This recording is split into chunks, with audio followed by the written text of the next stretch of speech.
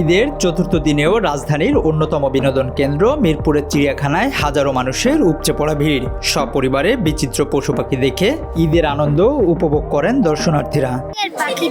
কেমন লাগছে চিড়িয়াখানায় এসে? কার সাথে আসছো? আমার চাচুদের সাথে আসছি। কোথা থেকে আসছেন? গাজীপুর থেকে। কেন আসলেন চিড়িয়াখানায়? এই দেখার জন্য, আনন্দ উপভোগ করার জন্য। রাজধানীর বিনোদন কেন্দ্রগুলোর মধ্যে মিরপুরের জাতীয় চিড়িয়াখানা অন্যতম। শিশুদের পশু পাখির সঙ্গে পরিচিত করাতে অনেকেই সাধারণ দিনগুলোতে ঘুরতে আসেন এখানে। যে কোনো উৎসব বা ছুটির দিনে মানুষের ঢল নামে এই বিনোদন কেন্দ্রে।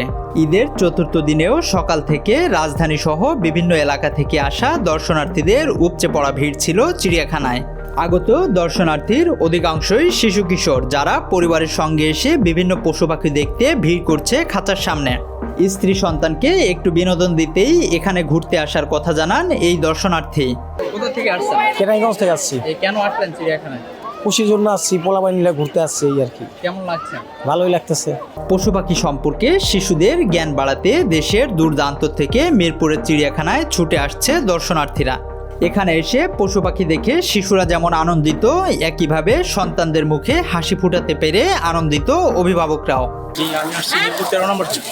কেন আসলেন চিড়িয়াখানা? আসলাম এই বাচ্চাদের নিয়ে একটু ঘুরতে। কেমন লাগছে পরিবেশ? অনেক ভালো লাগছে। আগে কখনো আসা হয়েছে? জি, চিড়িয়াখানা কর্তৃপক্ষ জানান, এবার ঈদের ছুটিতে প্রতিদিনই দর্শনার্থীদের ভিড় ছিল চোখে পড়ার মতো। চিড়িয়াখানাতে প্রতি বছরই ঈদকে কেন্দ্র করে দর্শনার্থীর সংখ্যা বহুগুণে বেড়ে যায়। এবারও তার ব্যতিক্রম নয়। আজ ঈদের চতুর্থ দিন। এই দিনটিতে আমাদের এখন পর্যন্ত দর্শনার্থীর যে চাপ আমরা দেখছি, আমাদের মনে হচ্ছে আজকে দর্শনার্থীর সংখ্যা 1 লক্ষ ছাড়িয়ে যাবে। আমাদের সকল প্রাণী সুস্থ রয়েছে।